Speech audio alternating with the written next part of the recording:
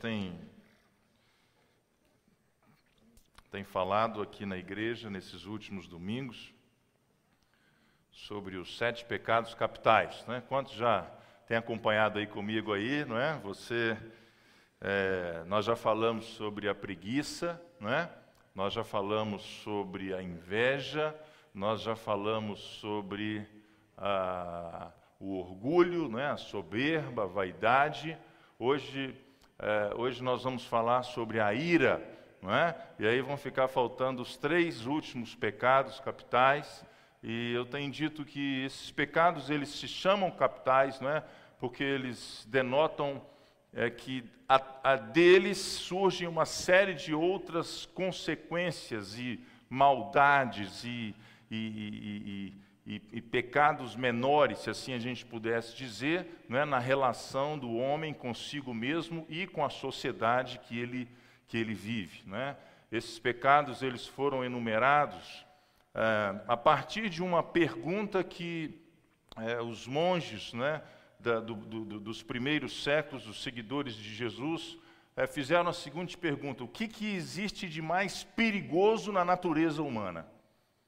Nas vísceras humanas, o que existe de mais perigoso dentro de você, dentro de mim, dentro de nós, que é capaz de nos tirar da imagem e semelhança de Deus e nos transformar em bestas feras, e nos fazer como animais, nos fazer viver uma vida, sabe, irracional, nos fazer viver uma vida medíocre, viver uma vida baixa, uma vida onde a presença de Deus não está na pessoa, não está no indivíduo, não é? Então, a partir dessa pergunta, eles enumeraram essa lista, que ela é muito conhecida, não é? E tem, através dos séculos, permeado os ensinamentos da igreja e as preocupações da igreja. Então eu te diria assim que é um motivo de atenção, né? Diga aí para o seu vizinho aí, preste atenção, né? Porque todos nós, de alguma forma, em maior ou menor escala, em maior ou menor gravidade, ou maior ou menor intensidade, estamos sujeitos a um deles, ou mais de um, não é? Ou às vezes permitimos que aquilo de alguma forma entre dentro do nosso coração e se aninhe dentro do nosso coração, e a gente então, quanto mais dentro dessa volúpia pecaminosa estivermos, mais longe de Deus vamos estar. Podemos até mesmo frequentar uma igreja, podemos até mesmo fazer as nossas orações, não é? E esses pecados são para a nossa autoanálise, para a nossa reflexão, e para que a gente possa exatamente perceber quão próximo de Deus estamos. Nessa noite o nosso texto está lá em Romanos, no capítulo 12, você vai acompanhar comigo aí.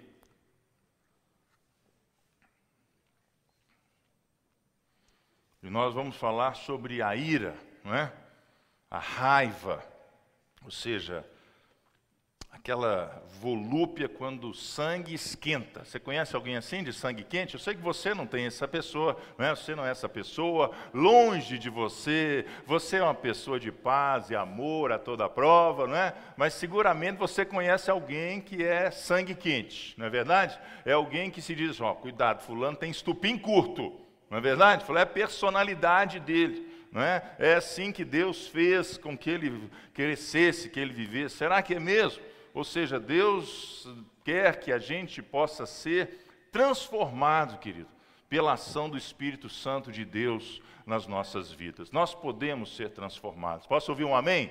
Nós podemos ser transformados, né? Você não é da teologia da Gabriela. Não é? Gabriela não é minha nora, não. Gabriela é aquela artista antiga, não é? Que nasceu assim, foi sempre assim e vai morrer assim, não é?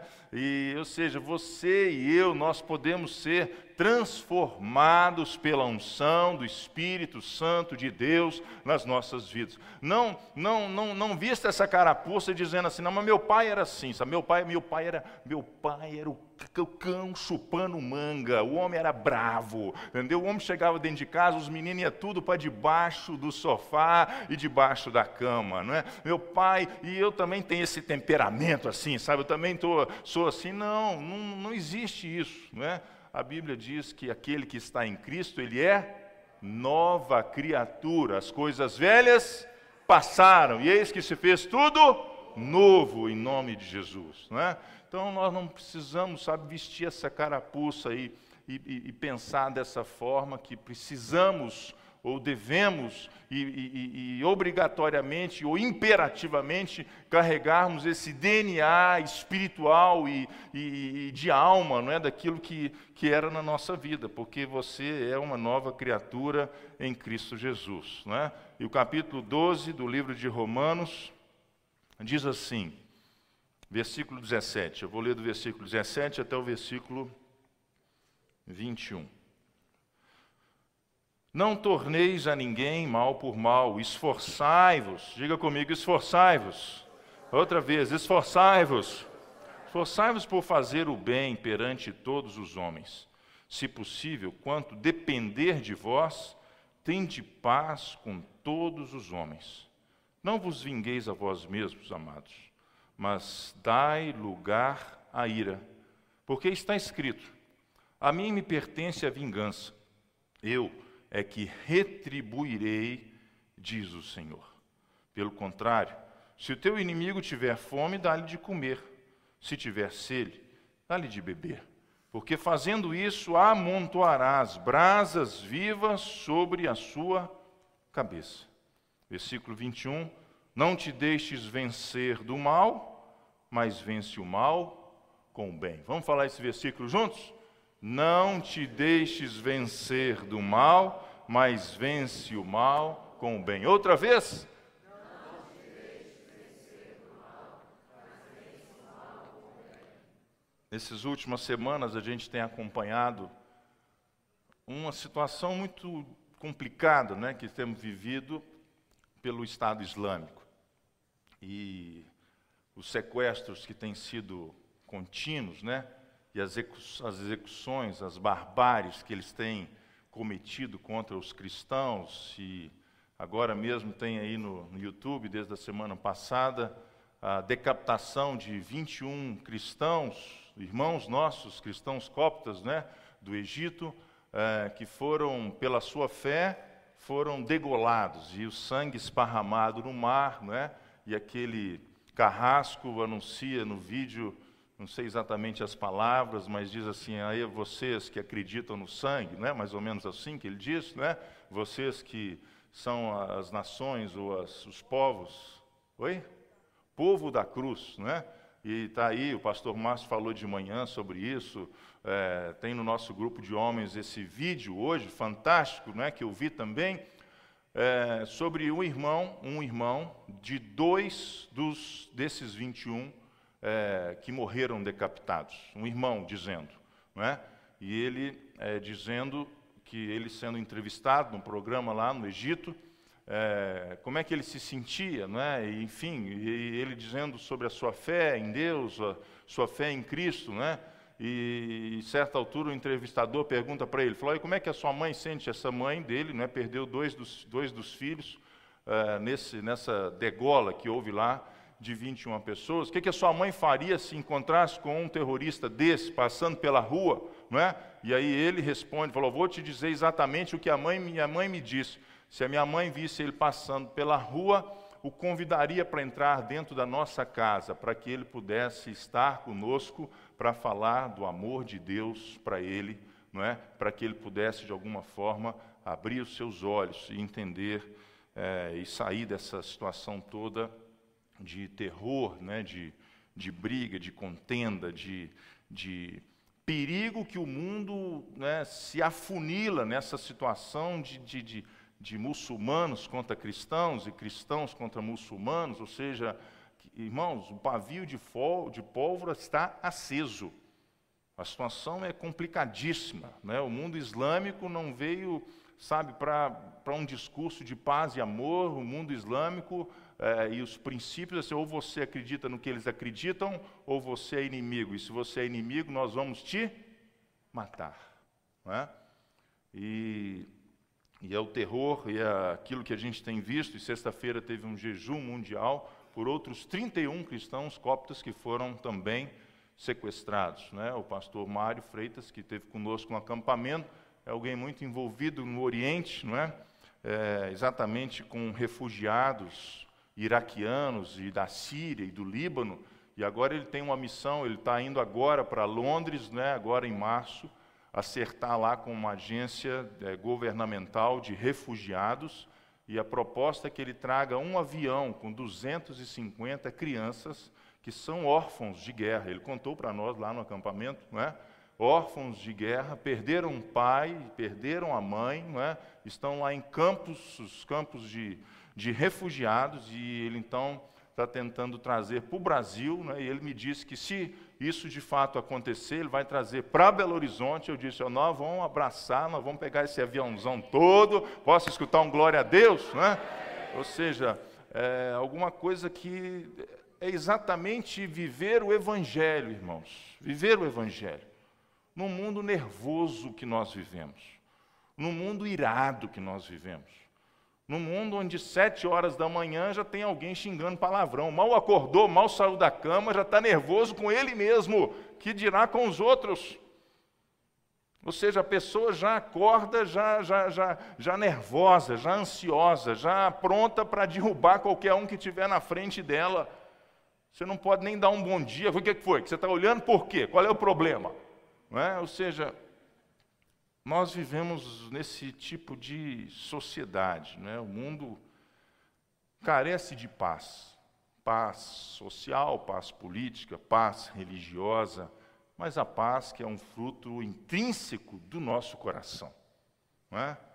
Ou seja, nós precisamos estar em paz. Jesus diz, a minha paz vos dou. Não vou lá dou como o mundo a dá.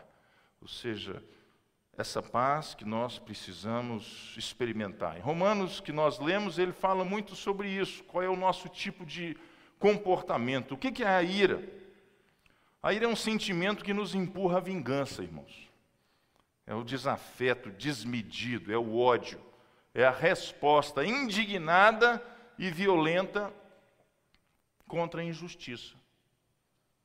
Note que, a princípio, é um sentimento legítimo, porque a Bíblia diz que nós devemos nos irar, mas nós não devemos pecar. Aqui mesmo no livro de Romanos que nós lemos, diz assim, dai lugar à ira. E depois eu vou falar um pouco sobre esse versículo aqui, o que significa isso. Não é? Ou seja, nós temos esse sentimento e nós precisamos arrancar dele o melhor de dentro de nós e não o pior. Não é? Ou seja, a ira como indignação, a ira como alguma coisa que você vê e não está certa, a ira como alguma coisa que você vê que está acontecendo na sua casa, está acontecendo no seu bairro, está acontecendo na sua família, está acontecendo debaixo do seu nariz, e eu oro no nome de Jesus para que o seu sangue esquente mesmo, entendeu? Para que você se faça indignado contra as situações que te cercam, que precisa mudar. Isso é um sentimento verdadeiro, isso é um sentimento bonito, isso é um sentimento bíblico. O problema é que muitas vezes ele passa da medida, ele passa da conta, não é? E nós queremos resolver as coisas pelos nossos próprios meios, com as nossas próprias mãos. Uma pessoa que não tem esse sentimento, a falta de sentimento nos faz pessoas doentes, não é? Você também não pode ser aquela pessoa placebo, aquela pessoa assim, passa qualquer coisa na sua frente e você fica com aquela cara de paisagem o tempo inteiro. Ou seja, sabe, que você tenha alegria, que você tenha tristeza, que você tenha realização e felicidade e êxtase, mas que você também possa aprender e buscar dentro de você situações que você precisa se indignar. Você está entendendo? Isso é de Deus. Ou seja, a Bíblia diz que não se coloque o sol sobre a vossa ira. E se você percebe que existe uma situação à sua volta e essa situação não está boa, não é? Eu oro no nome de Jesus para que o Espírito Santo possa exatamente fazer com que essa indignação venha no seu coração. Porque muitas vezes aquela pseudo-paz, aquela coisa assim, não, deixa do jeito que está, para ver como é que fica, ou seja, não tomam ação, não conversa, não resolve, acha que é tudo assim mesmo, cada um cuida da sua vida e as coisas estão debaixo dos seus olhos e você precisa tomar uma posição. Mas a ira que a Bíblia se refere como pecado é exatamente aquela que nos faz ferver o sangue. É aquela ação que você toma antes de, como a gente chama no popular, contar até 10. Não é verdade? Porque o sangue de todo mundo esquenta. Todo mundo esquenta. Uns demoram mais, né? É o tipo seu, por exemplo. O seu deve demorar mais, né? Não é? Outros demoram menos. São chamados pavio curto, não é? Mas a questão é, o que você faz quando o seu sangue esquenta? Pergunta para o seu vizinho, o que você faz quando o seu sangue esquenta? E Deus nos ensina, e Deus quer nos fazer, nos moldar, Deus quer nos construir a ter inteligência, irmãos, por passar situações como essa. Porque Deus, foi Ele quem nos criou, e Ele sabe a forma com que somos, e Ele não nos recrimina pelos sentimentos que temos. A questão é o que nós fazemos quando isso sobe a cabeça, né? E aí a gente normalmente tem essas expressões, fulano perdeu a cabeça, fulano perdeu a noção da realidade, fulano fez uma besteira, se ele tivesse na razão perfeita dele, ele não faria o que ele fez, não é? Ou seja, fala e depois precisa vir recolhendo as palavras, porque xingou quem não deveria ter xingado, ofendeu quem não deveria ter ofendido, não é? Disse tanto impropério que não deveria ter dito, mas agora é tarde, já foi, derramou o leite. Deus quer que a gente aprenda a lidar com esses sentimentos, né? E quer nos dizer que toda injustiça, irmãos, que sofremos, e todos nós a sofremos, todos nós. Não existe ninguém sobre a terra que seja livre de sofrer injustiças. Todas as injustiças que sofremos, Ele está dizendo, eu estou vendo e eu vou cuidar de cada uma delas. Você está comigo nessa noite? Por isso Deus quer que você entregue a Ele. A Bíblia diz, minha é a vingança. Deus vai tratar as pessoas. Diga para o seu vizinho, Deus vai tratar as pessoas. Não é muito melhor Deus tratar do que a gente? Muito melhor, querido. Imagine você tratando alguém que cometeu uma injustiça com você. Não é? Ou seja, Deus, Ele quer tomar para si essa responsabilidade. A ira, ela é um pecado. Quando nós perdemos a cabeça, quando falamos o que não devemos, quando fazemos bobagem. A ira é um pecado porque ela é uma afirmação violenta do nosso ego. Primariamente do nosso orgulho ferido.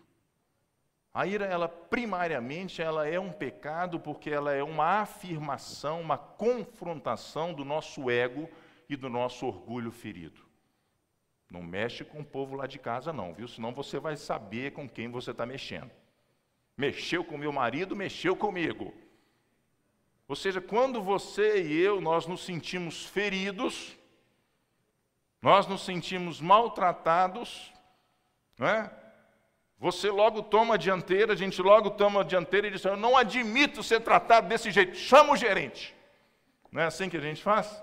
Chama o gerente. Aquela história no ano passado, acho que foi, que tinha alguém na fila do check-in lá em Congonhas, né, fazendo check-in lá em Congonhas, o Diogo vai sempre para lá, para São Paulo. Como é que foi, Diogo? Aí o pessoal falou, o seu avião já acabou, já está saindo, não sei o quê, não dá por conta de você fazer o check-in. Falou, com quem que você está achando que você está falando?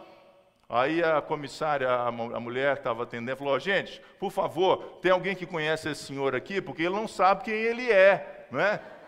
Não foi mais ou menos isso que aconteceu?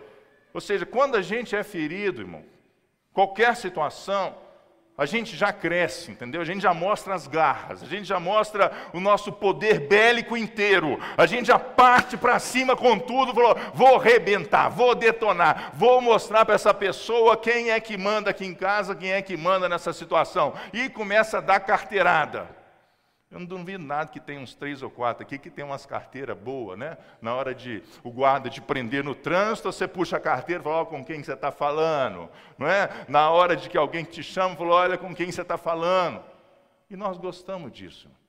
Isso faz bem para o nosso ego, entendeu? Porque narcisista, todo mundo tem um pouco. Ou seja, esse exibicionismo que nos coloca acima das outras pessoas. Então a ira é isso. A ira é basicamente você dizer assim, eu sou mais forte do que você, e eu vou acabar com você. Vou acabar com você. Alguém dá uma fechada no outro no trânsito, vocês já não ouviram casos desse? Deu uma fechada, o que é uma fechada, irmão? Diga para o seu vizinho, fechada não é nada. Coisa besta, coisa tranquila, entendeu? O outro sai enfurecido de dentro do carro, já puxa um 38 e já dá logo, já esvazia o tambor do revólver em cima da pessoa. Esse é o mundo que a gente vive, é um mundo nervoso. A ira é pecado porque a ira é uma recusa ao amor. Quando nós vivemos debaixo da ira constante, nós nos recusamos a amar. E Deus é amor, não é verdade? Na sua essência, Deus é amor. É uma recusa ao amor, é uma recusa ao perdão. É mais ou menos viver no Antigo Testamento. Bateu, levou. Você está entendendo? Você é de paz. Mas eu quero ver alguém mexer com você para ver se a sua paz fica aí onde que você está. Eu quero ver alguém mexer no seu calcanhar de Aquiles. Eu quero ver alguém mexer com o seu bibelozinho do seu menino que está indo para a escola no primeiro dia. Eu já estou pensando no Rafael, levando ele para a escola, entendeu? Outro dia eu estava vendo uns meninos lá na pracinha e tal, um brigando com o outro e tal. Eu falei, gente, será que eu vou ter que enfrentar isso tudo outra vez? E Rafael, né? Se Rafael apanhar na escola, eu vou chamar o Lucas. Falar, olha o irmão dele aqui, para você ver o tamanho dele. Ele não vai olhar assim. Falei, presta atenção que ele é só um, tem mais 4 para brigar com você, seu infeliz. Porque nós sempre queremos a supremacia. Quando nós somos assim, nós deixamos de lado os princípios básicos do Evangelho, que é o amor e o perdão. O amor, queridos, ele pode ser a base de uma relação, ele deve ser a base de uma relação, mas só o perdão é capaz de fazer com que essa relação ela seja duradoura. Ou seja, em algum momento da sua vida, você vai precisar exercer o perdão. Está comigo nessa noite? Em algum momento na sua vida, você que é casado, entendeu? Você que tem irmãos, você que se relaciona em família, com pais, ou seja, se nós não aprendermos a exercer aquilo que a Bíblia chama de perdão, e que Romanos está dizendo aqui, falou, olha, não retribua mal por bem, se depender de você, tenha paz com todas as pessoas, não deixe te vencer com o mal, mas vence o mal com o bem, ou seja, se nós deixarmos de viver essa que é a essência do Evangelho, nós vamos estar perdendo aquilo que mais engrandece o homem, que é saber perdoar. Por isso, alguém que é irado, não é? Alguém que, e às vezes esse irado se transforma em, que é um termo meio pejorativo, né, irmão? Fulano é, nós não falamos que fulano é irado, nós falamos que fulano é nervoso, entendeu? Nervoso é um termo mais light, né? Mais socialmente, politicamente correto. Fulano, cuidado, papai está nervoso hoje, não é? Ou seja, cuidado, mamãe hoje está dando choque, entendeu? Não é? E aí a gente perde a possibilidade de exercer o que a Bíblia tem de mais rico na sua essência, de amor e de perdão. Na nossa relação humana, irmão, nós precisamos aprender a perdoar e ser perdoado. Nós somos falhos, irmãos.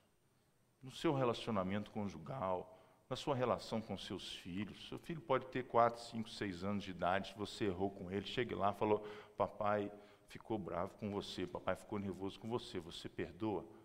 Pedir perdão é dignidade de alguém que tem a identidade de Cristo. Você está comigo nessa noite? Não peço perdão de jeito nenhum. Foi ela que errou, é ela que vem aqui arrastando de joelho em cima de um sabugo de milho. Se não vier, eu continuo aqui. Você não é assim, diga a pessoa que está do seu lado, não é assim que Deus te quer, meu. Você está entendendo? Deus não quer você uma pessoa autoritária, Deus não quer você dando carteirada dentro de casa, Deus não quer você cheio de egocentrismo, entendeu? Deus quer que você seja um coração perdoador. Os discípulos estavam por aqui dos fariseus, entendeu? Pedrão era sangue quente, diga para o seu vizinho aí, Pedro tinha um sangue quente.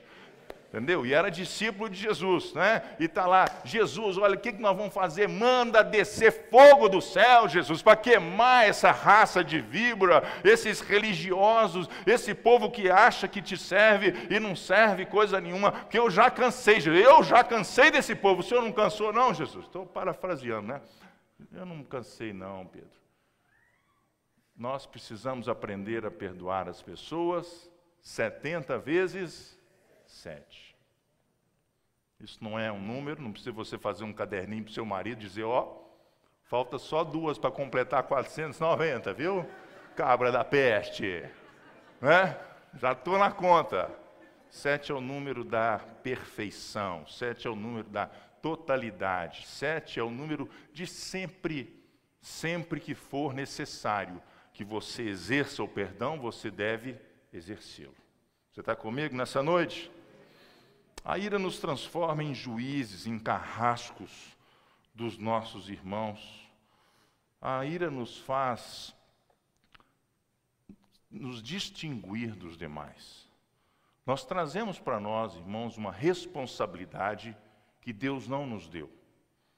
Deus diz assim, Jesus diz assim no Evangelho de Mateus, quem vos colocou por juízes entre os vossos irmãos?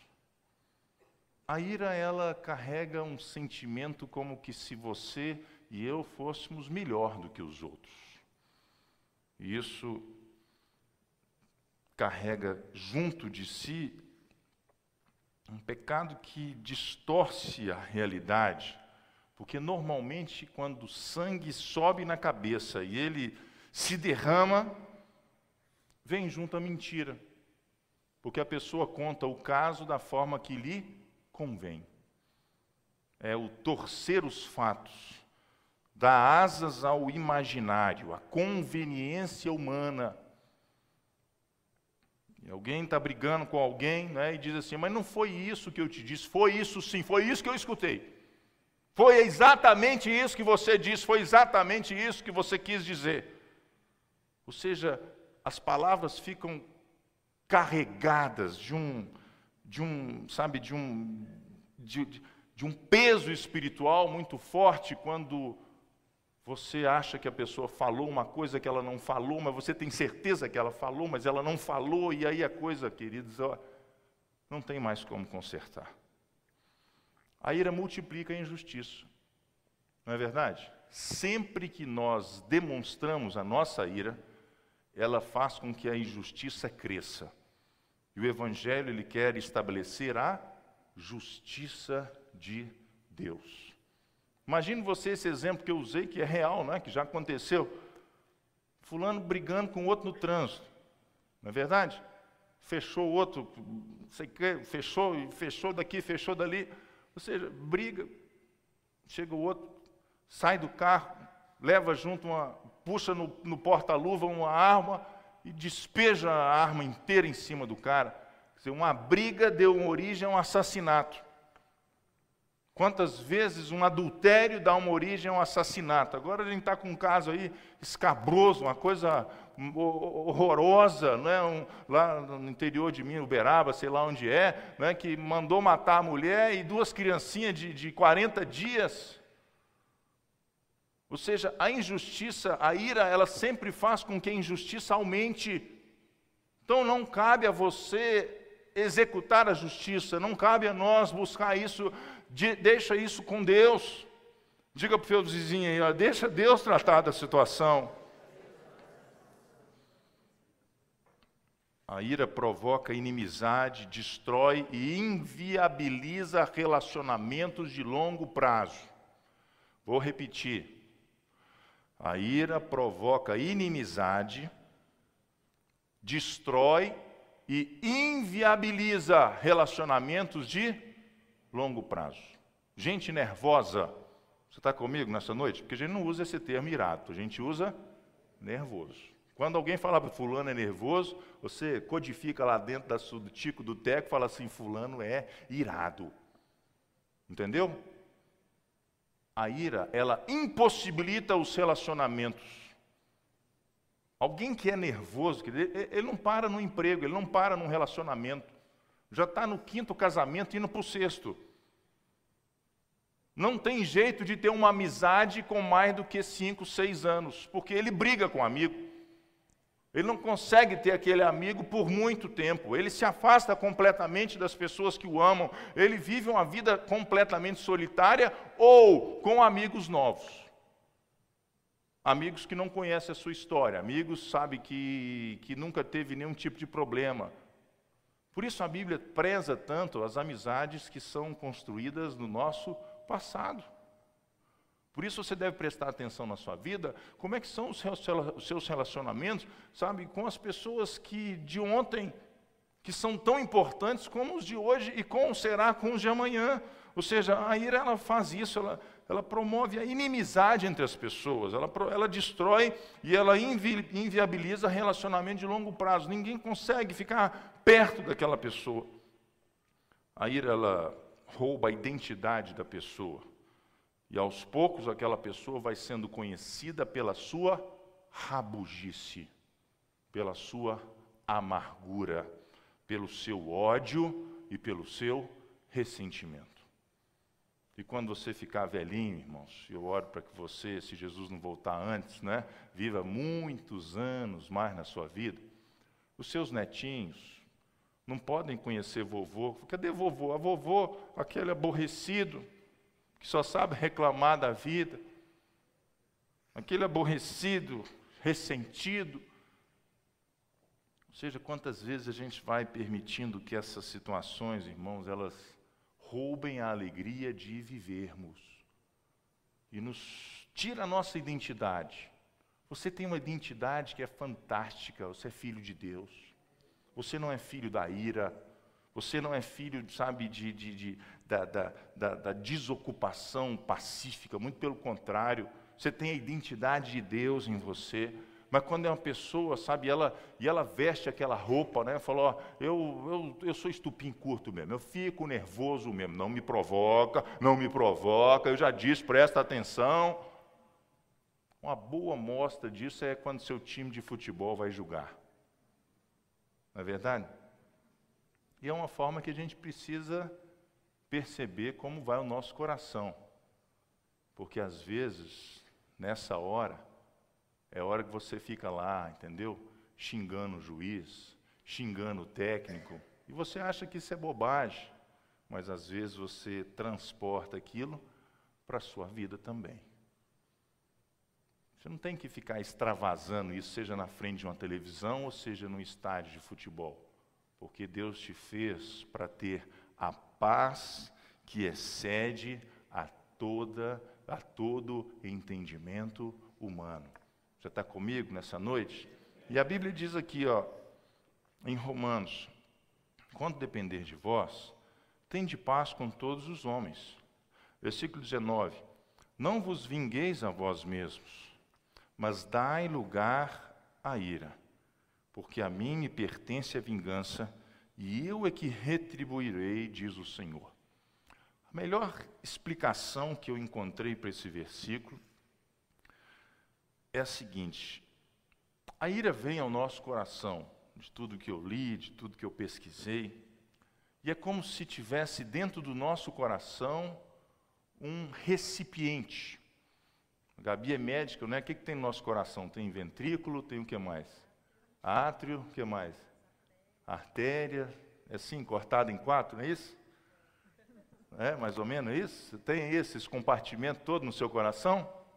Não tem? E é como se na antiguidade, né, as pessoas, a cada sentimento existia um órgão do corpo que era responsável, ou era o captador, ou era o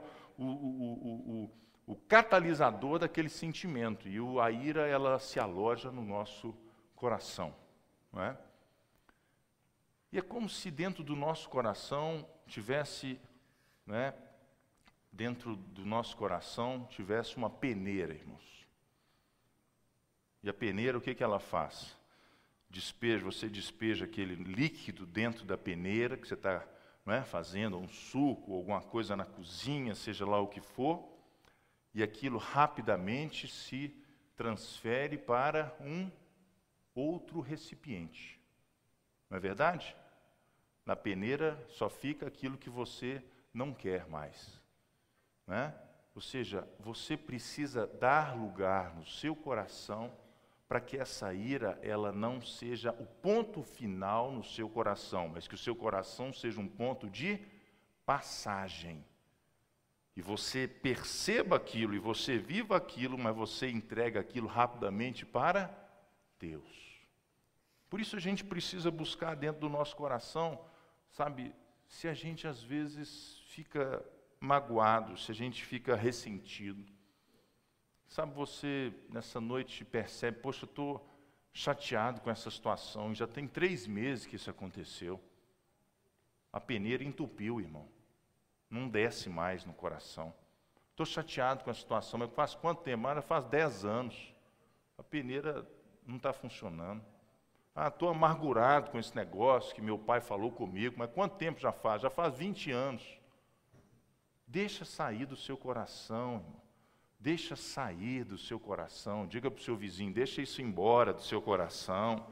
Deixa essa situação com Deus. Deixa que Deus, logo no versículo seguinte, ele está dizendo, dá lugar à ira, ou seja, deixa a ira passar por você, você se aperceber daquela realidade, mas saiba que a mim me pertence a vingança, eu é que retribuirei, diz o Senhor. Ou seja, Deus, essa injustiça aconteceu comigo. Eu não queria ter vivido essa situação, eu não queria ter passado por isso, por essa humilhação, por esse vexame, por essa mentira que me disseram, isso, aquilo, outro, não é? E aí Deus está dizendo, eu vou cuidar das injustiças que te cometeram. Você está comigo nessa noite, querido? Ou seja, entregue para o Senhor, seu Deus. Entregue para Deus. Não vá você querer ser o valentão, querer ser a valentona, eu vou tirar isso a limpo, eu vou tirar a satisfação, eu vou resolver o negócio. Provérbios capítulo 30, estou terminando já, em versículo 30 diz assim, ó.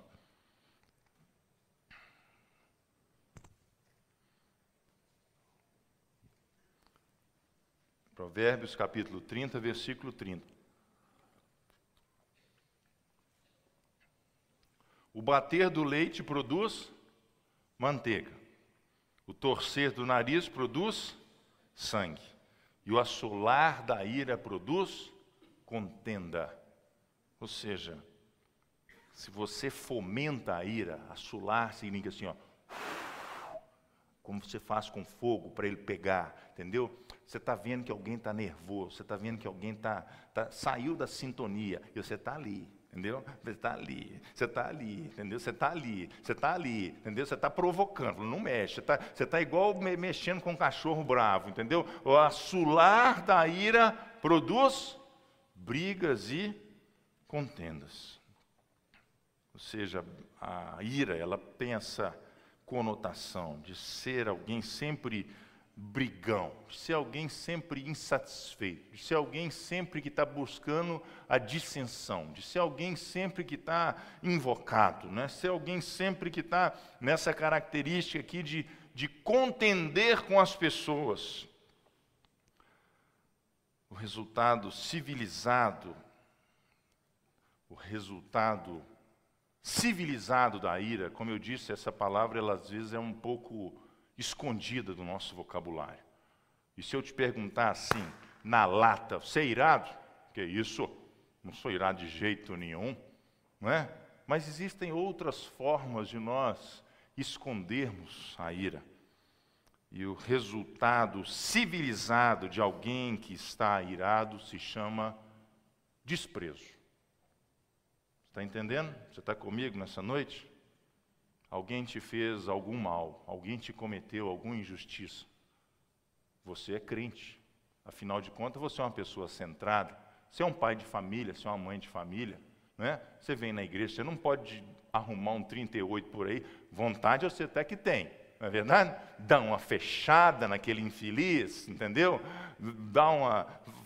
Falar uns impropérios com a boca cheia e mandar ele lá para o quinto dos infernos, não é verdade? Mas você, afinal de contas, você é politicamente correto. Mas nós matutamos rapidamente a forma de manifestar nossa ira contra as pessoas. Principalmente na família, nos amigos, nas pessoas que nos cercam. E a forma civilizada de nós colocarmos isso para fora se chama desprezo. Diga para o seu vizinho, cuidado. Porque atrás de alguém que despreza outra pessoa, está alguém profundamente irada, machucada, com sangue fervendo, saindo fogo pelas ventanas. E aí a melhor forma que você encontrou de dizer àquela pessoa que, sabe, que você, vou falar, hein, odeia ela, você está entendendo? Você diz assim, ó, o que vem de baixo não me atinge. Ela te dá bom dia e você vira a cara. Ela te liga 5 vezes, 6 vezes, 10 vezes para falar com você e você nunca tem tempo. E você despreza mortalmente, malevolamente aquele indivíduo ou aquela pessoa. Agora preste atenção no que eu vou te falar. Isso acontece dentro dos nossos casamentos. Você está entendendo o que eu estou dizendo? A esposa desprezando o marido desprezando a esposa.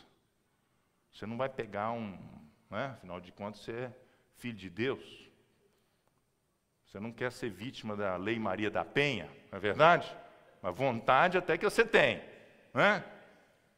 Então você vai matar os outros, matar com a sua ação de fatídica, a sua ação funesta de desprezar. Quantos pais desprezam os filhos?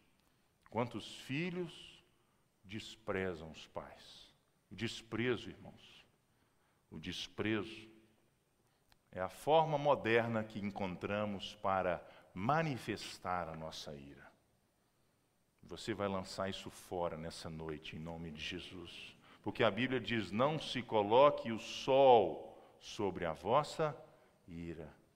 Volte a conversar, perdoe. Vamos treinar? Diga aí para quem está do seu lado. Vamos treinar? Diga aí para quem está do seu lado aí. Me perdoa. Doeu, irmão. Arrancou o pedaço aí? Não é? Me perdoa.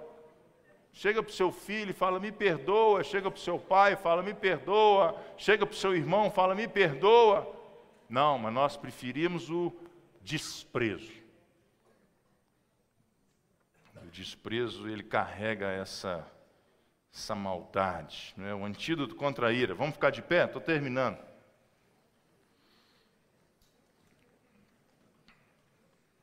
Qual é o antídoto contra a ira? Qual é a atenção que nós precisamos ter dentro de nós para não sermos esse tipo de gente, queridos. Esse tipo de gente que despreza os outros. Esse tipo de gente, sabe que você vai ver alguém, vai virar a cara. Jesus disse assim, se te bater numa face, você dá a outra. Se te roubarem a túnica, dá a capa. Se te pedirem para ir 1 milha, vai 2. Diga para o seu vizinho, esse é o Evangelho. É o Evangelho da renúncia, queridos. É o Evangelho da submissão. É o Evangelho da servidão. Jesus disse, aquele que quiser ser o maior, seja ele o que sirva. Qual é o antídoto contra a ira?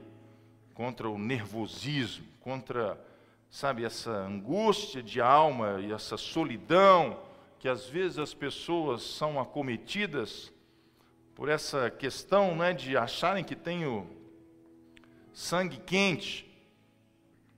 1 Pedro capítulo 5, versículo 8, diz assim, 1 Pedro capítulo 5, sede sóbrios e vigilantes.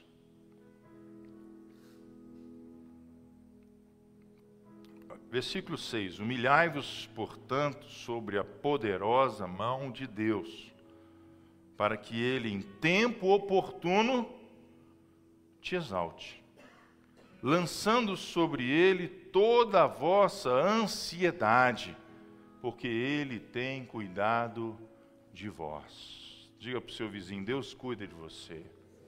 Deus cuida de você. E no versículo 8, Pedro nos diz, sede sóbrios e vigilantes. Ou seja, Deus te chama a ser uma pessoa sensata, querido. Deus te chama a ser uma pessoa centrada. Deus te chama a ser uma pessoa que analise as coisas que estão à sua volta, as questões em que você está envolvido, com sobriedade. E Deus te chama a ter atenção ao que está acontecendo. Você não é uma criança, nós vivemos num mundo que não é um mundo que você pisa com os seus pés, mas é o mundo que nós, às vezes, não percebemos que existe com os nossos olhos. O mundo espiritual. Você está comigo nessa noite? Mundo espiritual. Esse é o mundo que nós vivemos. O apóstolo Paulo diz em Efésios que a nossa luta não é contra o sangue e não é contra a carne, mas é contra principados e potestades, dominadores deste mundo tenebroso. Ou seja, não é o problema da pessoa que te fechou, não é o problema do seu marido que está nervoso, não é o problema da sua esposa, não é o problema do seu pai, não é o problema do seu filho. Isso é muito rasteiro, isso é muito superficial, isso é muito pequeno, você achar que as pessoas são os problemas. Existe um livro que eu gosto que diz assim, as pessoas nunca são os problemas. O problema não é o seu marido. O problema não são os seus filhos, o problema, sabe, não é aquilo que você está vendo, o problema às vezes é aquilo que nós não estamos vendo. E o apóstolo diz assim, seja vigilante, diga comigo, eu vou ser vigilante. Tá certo? Você vai perceber aquilo que está rondando a sua casa no mundo espiritual. Preste atenção, vigilante, vigilante. Vigilante quem está entrando, vigilante quem está saindo, vigilante qual é a realidade espiritual da sua vida, daquelas pessoas que você vive com elas, do ambiente onde você está plantado. Sem dúvida nenhuma, queridos, o antídoto à ira é a mansidão, é a paz. É eu e você sermos tomados e promovermos o amor, promovermos o perdão, sermos promotores da reconciliação. Jesus, bem-aventurados aqueles que são os pacificadores, porque eles serão chamados filhos de Deus. Mateus capítulo 5. Aí você me diz, não, mas eu não consigo ser manso. Para ser manso eu preciso ir para uma fazenda, preciso ir para o sítio, preciso subir numa montanha, preciso ficar zen, preciso entrar em alfa, entendeu? Porque nesse mundo de hoje não tem jeito de ser manso. não é? Porque me tira do sério, pastor. Essa situação me tira do sério, entendeu? Me tira do sério. Não deixe nada de tirar do sério, não, querido. Porque você é a identidade de Deus. Você tem a identidade de Deus. Irai-vos, mas não pequei. Você vai sair daqui com a sua peneira funcionando em nome de Jesus.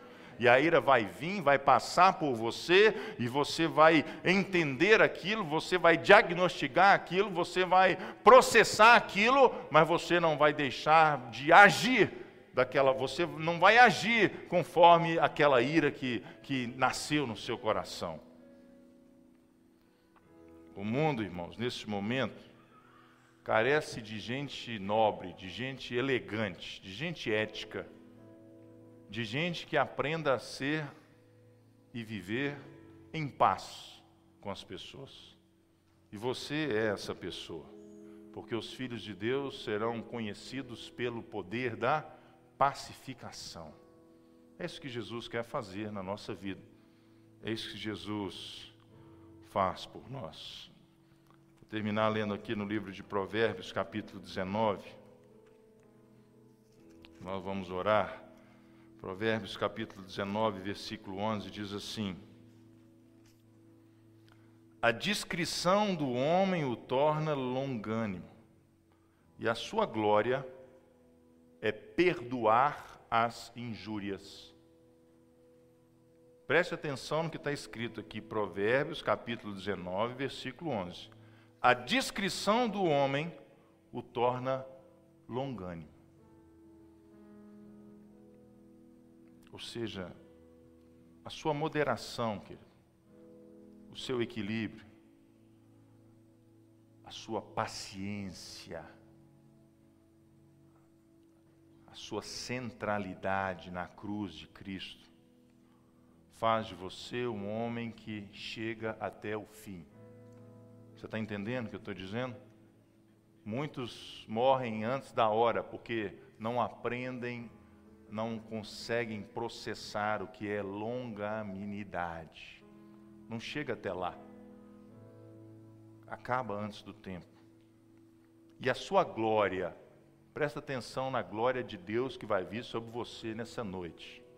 A sua glória, diga para o seu vizinho, a sua glória, a sua glória, a sua glória. Você que é um homem e uma mulher que são promotores da paz, que são pessoas que vivem para pacificar, são pessoas que têm a paz de Cristo dentro do seu coração, ou seja, a sua glória, o seu louvor, não é? Os céus estão olhando para você, os anjos de Deus estão olhando para você, não estão querendo ver quão valentão você é, quão homem, quão macho você é, quão forte você é. A sua glória é perdoar as mentiras que disserem contra você. Está aqui escrito, ó. E a glória é perdoar as injúrias. O que é uma injúria? É alguma coisa que falou, alguém que falou alguma coisa contra você que não é verdade. Eu vou lá tirar satisfação já agora. Põe no Facebook, põe no Instagram, põe não sei de onde mais. A sua glória, irmão, é perdoar. Diga para o seu vizinho, a sua glória é perdoar. A sua glória é perdoar. Sabe por quê, querido? Só o perdão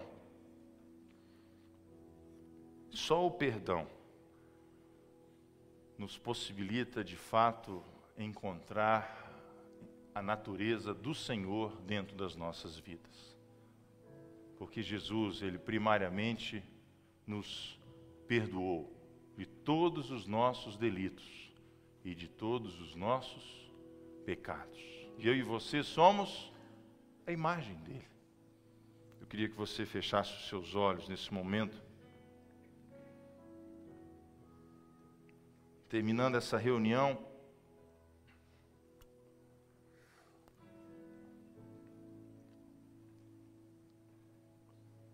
mais do que orar por você, que às vezes se considera uma pessoa de estupim curto, se considera uma pessoa nervosa, se considera uma pessoa angustiada emocionalmente, carregada de ira, a paz, queridos, é uma pessoa. A paz não é um sentimento. A paz não é um estado de espírito. O nome de Jesus, um dos muitos nomes de Jesus, é Príncipe da Paz. Nós podemos buscar a paz em muitos lugares, mas a paz verdadeira é Jesus. E nós só podemos dar, queridos, aquilo que nós temos. Você não pode dar nada, absolutamente nada, que você não tenha dentro de si. Por isso Jesus precisa entrar no nosso coração. E entrar com força. E entrar de verdade. E entrar como Senhor e entrar como Salvador